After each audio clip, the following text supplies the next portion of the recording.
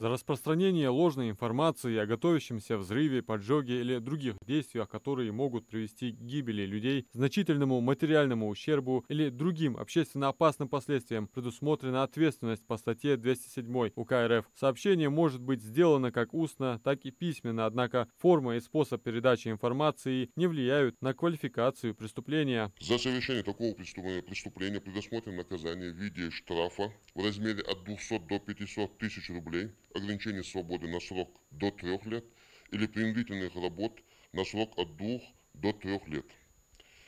Уголовная ответственность по статье 207 УК РФ могут привлечены лица, достигшие 14-летнего возраста. Если ложное сообщение было сделано с целью дестабилизации работы органов власти, то наказание будет более строгим. В этом случае штраф может составить от 700 тысяч до миллиона рублей, а срок лишения свободы от 6 до 8 лет. В ходе работы правоохранительным органам в звонки наши государственные органы на телефон поступают звонки о ложном сообщении о теракте. Эти звонки в основном бывают из-за пределы Российской Федерации, в основном из территории Украины, о сообщении ложной информации. Кроме того, с виновного могут взыскать материальный ущерб, так как из-за ложного вызова сотрудники правоохранительных органов, пожарной службы и скорой помощи вынуждены прерывать свою работу, а также могут быть нарушены графики работы различных предприятий и учреждений. В прошлом году неоднократно на